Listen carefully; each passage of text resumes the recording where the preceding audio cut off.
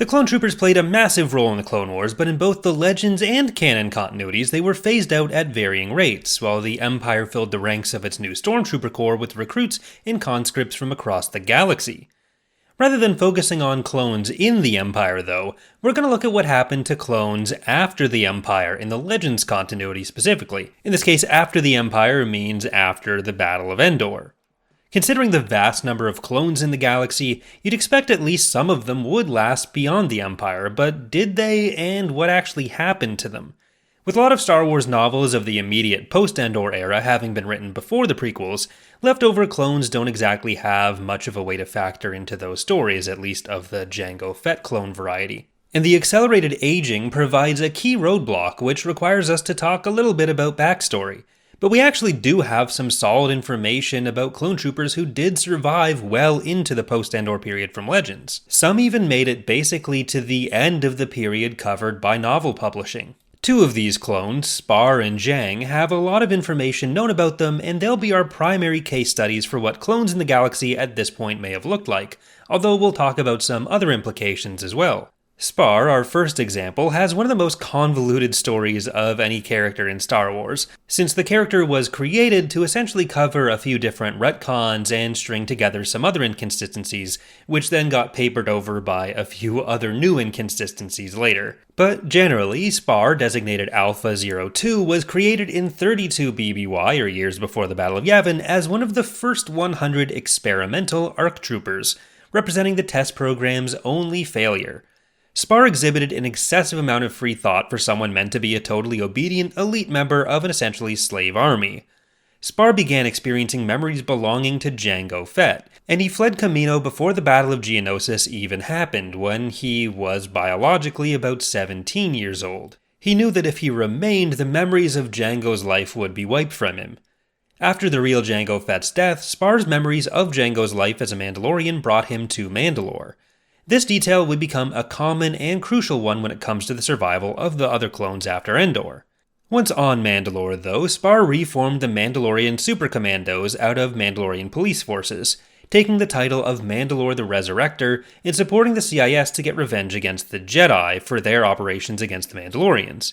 In order to explain an old Marvel comic which claimed Boba Fett was sent to capture Leia during the Clone Wars, and this was something that was released long before the prequels, which I brought up in my last video on the Clone Wars timeline, Spar took his Super Commandos, who were working for the CIS, to the planet Norval II on Darth Sidious's orders to capture Padme Amidala. So what was originally a story about Boba Fett being sent by Emperor Palpatine while he was setting up the Empire to capture Princess Leia during the Clone Wars, turned into a story about a CIS-aligned Spar being sent to capture Padme Amidala on the orders of Darth Sidious.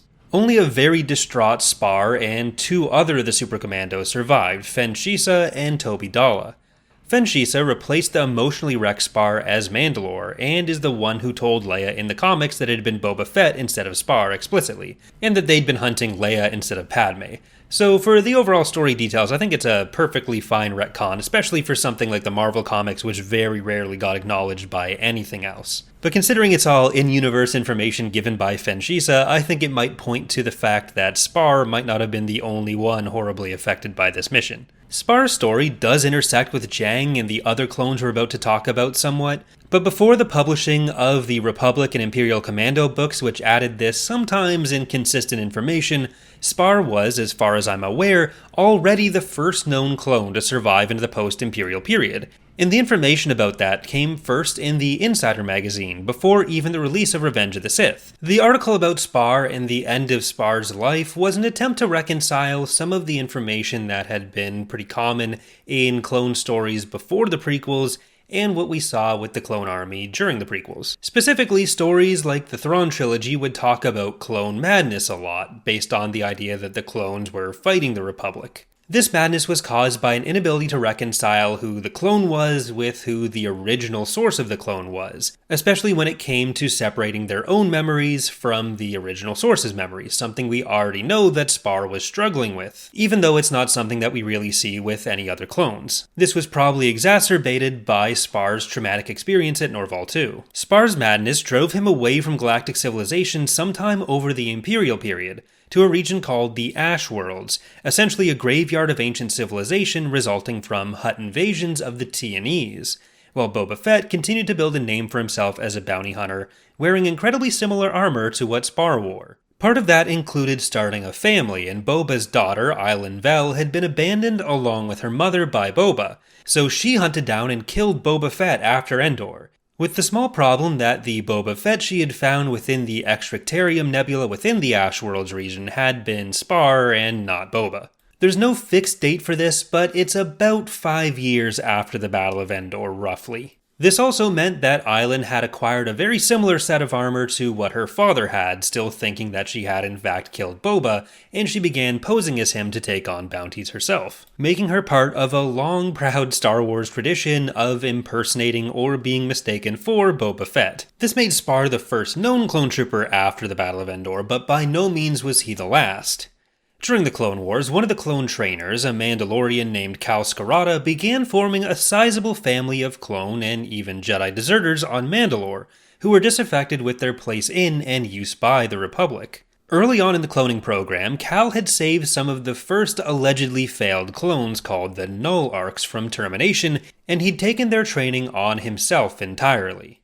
These Null Arcs, including Jang, formed the core of this new family and had their Mandalorian lifestyle ingrained from an early age. The most important thing he taught them to do from an early age was to like this video and subscribe for more. But as more clones and Jedi like Attain Termukin and Barton Jusik joined their ranks, the problem of the clones' accelerated aging became a primary focus of the group. The clone troopers aged at twice the normal rate of ordinary humans, allowing them to reach the biological age of 20 in the 10 years between their being ordered and the start of the Clone Wars.